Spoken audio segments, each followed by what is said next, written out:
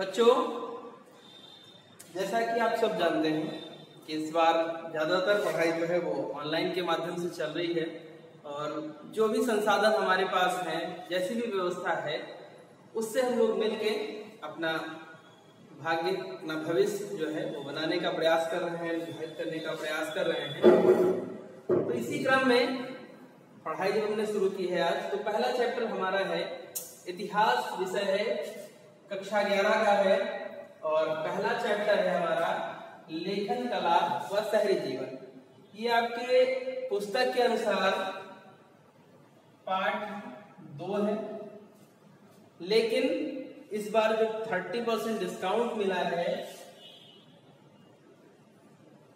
30% का जो डिस्काउंट मिला है आपको, उसको जोड़ के जब देखा गया है तो पहला चैप्टर उस डिस्काउंट में निपट गया।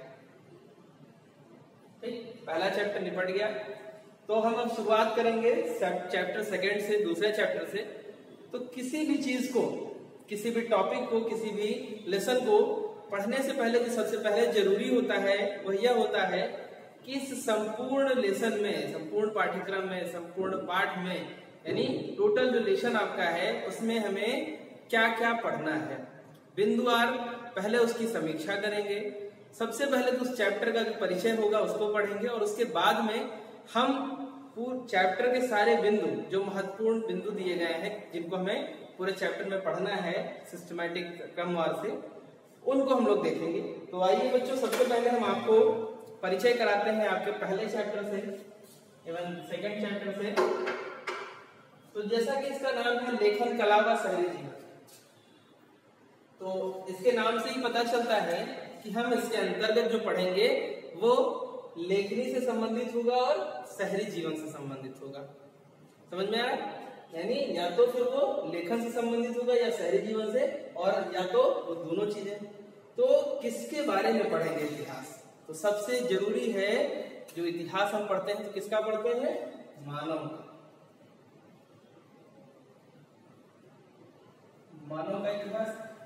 भाई जब हम हिस्ट्री पढ़ते हैं, इतिहास पढ़ते हैं, तो इतिहास में सबसे पहले क्या पढ़ते हैं? मानव का पढ़ते हैं। भाई जानवरों की श्रृंखला, उनकी जो शाखा है, पेड़ पौधों की जो शाखा है, वो तो अलग है। हमारा जो इतिहास का मूल बिंदु होता है वो यह होता है कि मानव का उद्भव कहाँ हुआ, कैसे हुआ, उसने कैसे अपनी तरक्की पाई, विकास किया और आज एक आधुनिक स्वरूप में, नए कलेवर में हमारे सामने उपस्थित है, यहाँ उपस्थित है समाज के साथ। तो इसी को पढ़ना होता है। तो हमें लेखन कला और शहरी जीवन देखना है इस चैप्टर के अंतर्गत। और इस चैप्टर में आपको मैं लेके चलूंगा ईरान।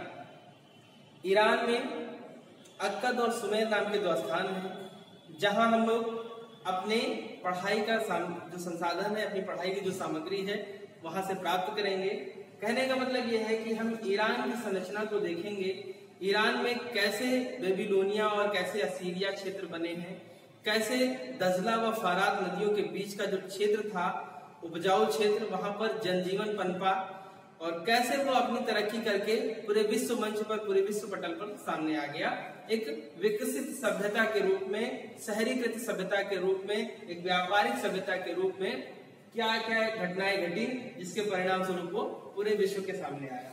ठीक है, तो इस सब को शुरू करने से पहले, इस पूरे चैप्टर को ओवरऑल शुरू करने से पहले हम, जैसे बात नहीं हो रही ईरान ले चलने की, तो ईरान जब आपको ले चलेंगे तो फ्लाइट से चलेंगे, तो पहले सीट बेल्ट जो होती है बांध लीजिए, मतलब पेन कॉपी कंप्लीट कर लीजिए और तैयार होकर बैठ जाइए, एकदम से एकाग्र होकर बैठ जाइए कि हम क्या पढ़ने वाले हैं, ताकि चीजें समझ में आए। ठीक है, उम्मीद है सीट बेल्ट बांध ली होगी। अब क्या है, आपका विमान उड़ने वाला है। ठीक है, चलिए इसके अंतर्गत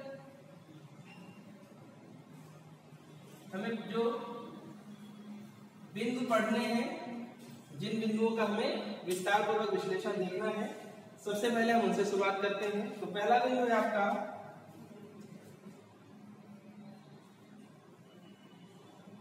परिचय। किसका परिचय? इनका परिचय। उसके बाद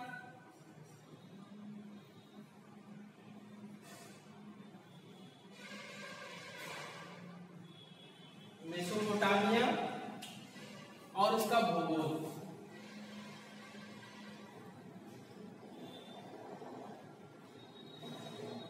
और उसका भूगोल।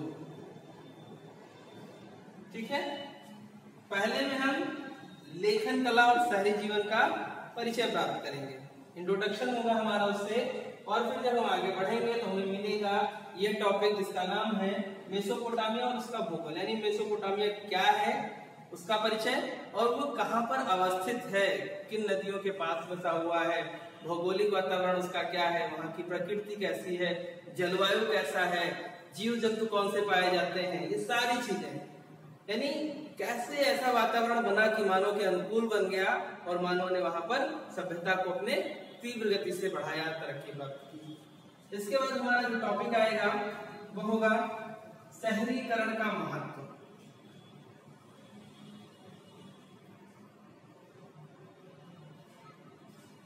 ठीक, अब इसमें जब हम परिचय प्राप्त करेंगे तो देखेंगे एक शहरी सभ्यता है, तो यहाँ पर ये भी जानने का प्रयास करेंगे अगले बिंदु से कि शहरीकरण जो है, अर्बनाइजेशन, इसका क्या इंपॉर्टेंस है मानव के लिए।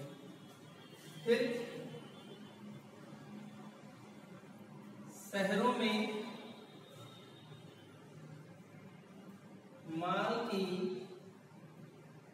आवाजाही, अर्थात जो शहर बसे हैं उनमें कोई वस्तु बाहर से कैसे आती है और वहां पर बनी वस्तु बाहर कैसे जाती है, यानी ट्रांसपोर्टेशन को देखेंगे हम लोग, यहाँ पर परिवहन को देखेंगे, और परिवहन के साथ साथ वस्तु की आवश्यकता को भी जानेंगे कि कहाँ पर किस चीज की आवश्यकता है और यहाँ पर किस चीज का निर्यात हो रहा है जो बाहर की तरफ जा रही है।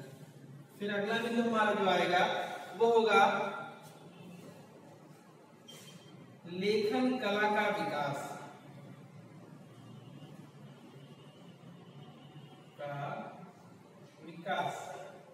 यानी डेवलपमेंट ऑफ राइटिंग स्टाइल। जो लेखन कला है, राइटिंग स्किल जो है, इसका डेवलपमेंट कैसे हुआ, इसमें हम लोग वर्गाकार शीर्षक देखेंगे, कीलाकार पद्धति देखेंगे, खूटी पद्धति या छपाई पद्धति भी देखेंगे, मतलब कैसे लोग किसी वस्तु पर कुछ लिख के उसको प्रिंट करते थे, कैसे गीली मिट्टी तैयार करके उस पर ऐसे खोद के इशारा करके स्क्रैच टाइप का लिखते थे, ये सब हम लोग इसके अंतर्गत देखेंगे। फिर लेखन कला का विकास जब हो जाएगा उसके बाद हम देखेंगे साक्षरता।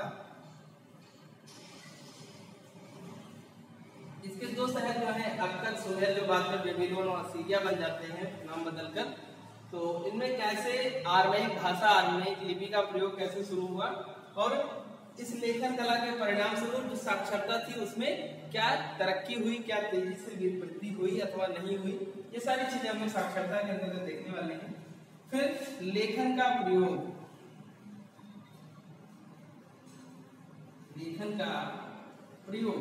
लेखन का प्रयोग जब पढ़ेंगे तो इसमें हम देखेंगे कि लेखन का प्रयोग जो करता था उस व्यक्ति की स्थिति क्या होती थी।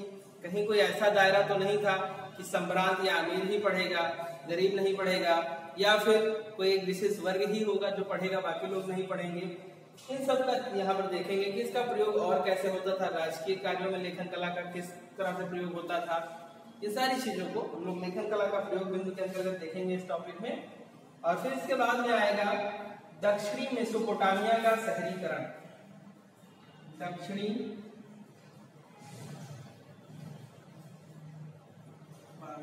का शहरीकरण, दक्षिणी मेसोपोटामिया का शहरीकरण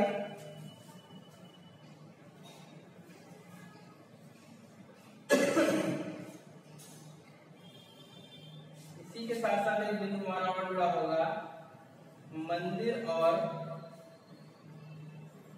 राजा। दक्षिण मेसोपोटामिया जो था उसका शहरीकरण कैसे हुआ, और वहां पर जो मंदिर की स्थिति थी, मंदिर को की और राजा की दोनों की स्थिति क्या थी, मंदिर का राजा को संरक्षण प्राप्त था या नहीं, राजा से मंदिर को संरक्षण प्राप्त था अथवा नहीं, ये सारी चीजें हम लोग देखेंगे इस बिंदु के अंतर्गत। क्योंकि कोई भी इतिहास हो, कोई भी राजा हो, कोई भी सभ्यता हो, उसमें धर्म की भूमिका हमेशा रहती है। ठीक है, तो इसको हम लोग देखने वाले हैं इसके अंतर्गत। फिर इसको आप पॉइंट आउट कर लीजिएगा, पेन से अपना नोट कर लीजिएगा कॉपी पे, और फिर हम लोग बाद में जब पढ़ना शुरू करेंगे तो एक एक टॉपिक उठा के हम डिटेल में पढ़ते हुए चले जाएंगे। अभी भी और कुछ टॉपिक हैं इसमें, इसको मैं रफ कर इरेज करके फिर आप ये दूसरा टॉपिक लिख रहा हूँ। आप चाहें तो स्क्रीनशॉट भी ऐसे ले सकते हैं, बाद में नोट कर लीजिएगा।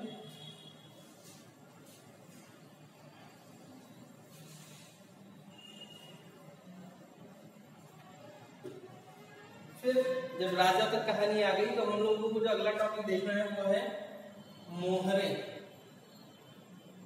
मोहरे मतलब मोहर। हमने देखा लेखन कला, लेखन कला को मोहर से भी जोड़ के पढ़ेंगे, क्योंकि मोहरों पे कुछ ना कुछ निशान चिन्ह जो है वो अंकित होते हैं। तो वो अंकित कब होंगे? जब लेखन कला का विकास हो जाएगा, उससे पहले नहीं होगा। तो मोहरे, इसके अंतर्गत जो हम पढ़ेंगे वो होगा एक शहरीकृत शिल्प। मतलब मोहरे बनाना एक शहरी कला है। अधिकांश मोहरे शहरों में बनती हैं। यहाँ कहिए कि संपूर्ण मोहरे शहरों से ही बनकर पूरे देश में विस्तृत होती हैं, विस्तारित होती हैं। ठीक है, तो हम लोग मोहरे एक शहरीकृत शिल्पी, यानी शिल्पी का मतलब क्या होता है? कलाकार या बनाने वाला। तो हम लोग इसको देखेंगे। और फिर इसके बाद आएगा शहरी जीवन।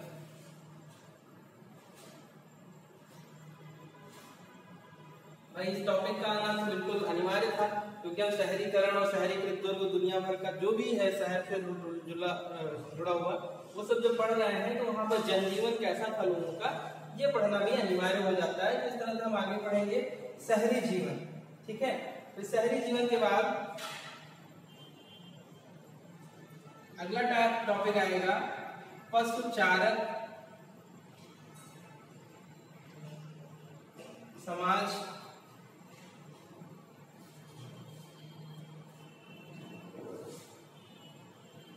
पशुचारक क्षेत्र में एक व्यापारिक नगर। पशुचारक क्षेत्र में एक व्यापारिक नगर। फिर मेसोपोटामिया की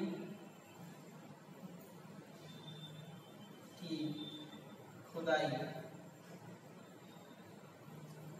इसके अंतर्गत हम पढ़ने वाले हैं कि मेसोपोटामिया शहर जो है उसकी खुदाई किसने करवाई, कितने लंबे समय तक चली और किस हद तक उससे जानकारी प्राप्त हुई, कौन कौन से साक्ष्य मिले, और मिले हुए साक्ष्यों के आधार पर पुरातत्ववेताओं ने, इतिहासकारों ने क्या अर्थ निकाला और उससे क्या इतिहास लिखा। इस सब को हम लोग इसके अंतर्गत देखेंगे।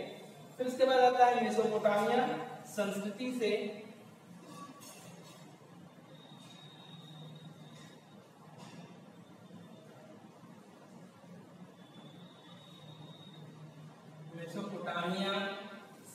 से शहरों का महत्व।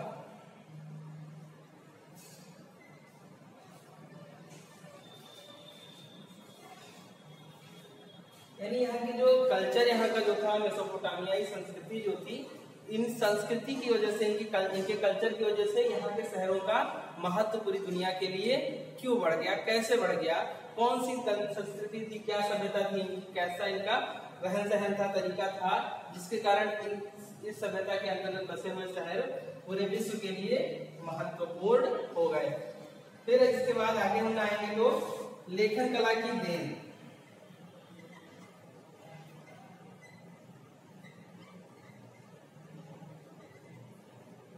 लेखन कला की देन में हम लोग दो चीजें देख सकते हैं। एक वह जिसने लेखन कला, जिसने मेसोपोटामिया के लोगों को किसी नई चीज के बारे में अवगत कराया हो, जानकारी दी हो। दूसरा फायदा क्या, जो आधुनिक काल में इतिहासकार खुदाई के संपर्क में आकर खुदाई करने के बाद जो भी चीजें वहां से प्राप्त कर रहे हैं, लिखी हुई तथ्यों के आधार पर उसका विश्लेषण करके अपनी आइडियोलॉजी दे रहे हैं। इस तरह से लेखन कला का योगदान दोनों चरणों में है। एक तो उस समय जब वहां की सभ्यता बसी थी, और दूसरी उस समय जब लोग वहां खुदाई कर रहे थे। ठीक है, तो इसके अंतर्गत हम लोग इससे क्या बेनिफिट मिला है, क्या देन है, क्या चीजें हैं, वो सारे पढ़ने वाले हैं। और फिर उसके बाद आता है एक पुराकालीन पुस्तकालय।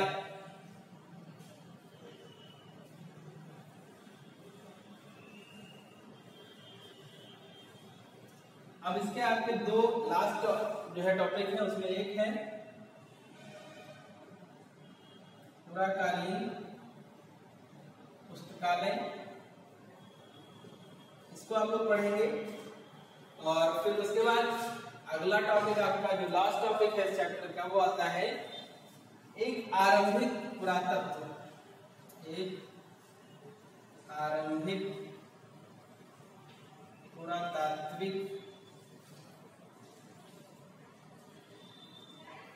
ये सारे टॉपिक आपके चैप्टर में है। ठीक है, तो बच्चों जो 11th क्लास का सेकंड चैप्टर है लेखन कला और शहरी जीवन, इसका एक कॉन्सेप्ट उम्मीद है कि आपको समझ में आ गया होगा कि इसमें क्या पढ़ना है आपको।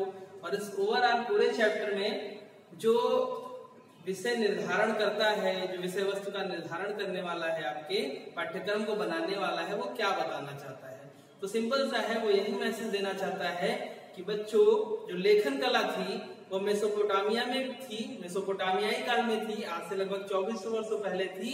और उसके आधार पर पूरी सभ्यता की जानकारी मिली है। क्यों? क्योंकि बात यह है, हम जब इतिहास की जानकारी प्राप्त करना चाहते हैं तो हम साक्ष्यों पर जाते हैं। वो साक्ष्य आपके लिखित भी हो सकते हैं और पुरातात्विक भी हो सकते हैं। तो यही यहाँ पर पुरातात्विक साक्ष्यों को उठाया गया है, लिखित साक्ष्यों को उठाया गया है, जिसके आधार पर उस समय की स्थिति को, समाज को, लेखन कला को, शहरों को, व्यापार को, इस सब को प्रदर्शित करने का काम किया गया, प्रयास किया गया है कि हम यह जाने कि हमसे पूर्व क्या था। ठीक है, तो बच्चों उम्मीद है चैप्टर का जो कॉन्सेप्ट है वो आपको समझ में आ गया होगा कि हमें इस पूरे चैप्टर में लेखन कला, जो आज पूरे विश्व में सबसे महत्वपूर्ण कला है, जिससे लोग विचारों का आदान प्रदान करते हैं, संदेश एक स्थान से दूसरे स्थान तक जाते हैं, वो, और शहरी जीवन जिस पर आज फोकस ज्यादा है, ज्यादा से ज्यादा शहरों को बसाने का कार्य किया जा रहा है, लोग शहरों की तरफ भागे जा रहे हैं, एक होड़ मची है कि गांवों को छोड़कर हमें शहरों में बस जाना है, शहरों में रहना है। तो ये सारी चीजें जो आज आधुनिकता की मांग है, उन सब पर एक हम नजर डालेंगे, बिल्कुल प्राचीन में जाकर, जड़ में जाकर, शुरुआत से देखना शुरू करेंगे। तब हम आज का जो आधुनिक काल का जो डायमीटर है, जो तरीका है, इनका जो रवैया है, उसको समझ पाएंगे कि लेखन कला और शहरी जीवन जो हमारे जीवन के अंग बने जा रहे हैं। लेखन कला तो इस तरह से हमारे जीवन में शामिल हो चुका है जैसे उसके बिना हम नथिंग है। ठीक है, तो ये दोनों टॉपिक आप लोगों को बहुत अच्छे से मैं पढ़ाने वाला हूँ, बहुत मेहनत से पढ़ेंगे। और हम पता है आप लोग पढ़ने वाले बच्चे हैं, सीरियस बच्चे हैं, मेहनत करने वाले हैं। और उम्मीद रखिए कि अगर आप मेरे साथ रहकर मेरा साथ देंगे इस चैप्टर में, ईमानदारी से आप टॉपिक को मेरे समझने की कोशिश करेंगे, तो गारंटी के साथ कहता हूँ कि समझ में जरूर आएगा। कोई भी प्रश्न होता है, कोई भी समस्या होती है, आपको नहीं समझ में आता है तो आप पूछेंगे, लेकिन प्रयास मेरा यही होगा कि आपको पूरे टॉपिक में कहीं पर भी कोई रुकावट ना आए, आराम से आप लोग पढ़ते रहें। ठीक है बच्चों, अब नेक्स्ट वीडियो में हम लोग अपना चैप्टर शुरू कर देंगे। इसमें आपका पहला टॉपिक होगा परिचय। तो हम लोग परिचय प्राप्त करेंगे, कहाँ से सभ्यता निकली है, कहाँ से उठी है, कैसे क्षेत्र में बसी हुई है। फिर हम लोग आ जाएंगे ईरान के भौगोलिक पृष्ठभूमि पर। ठीक है बच्चों।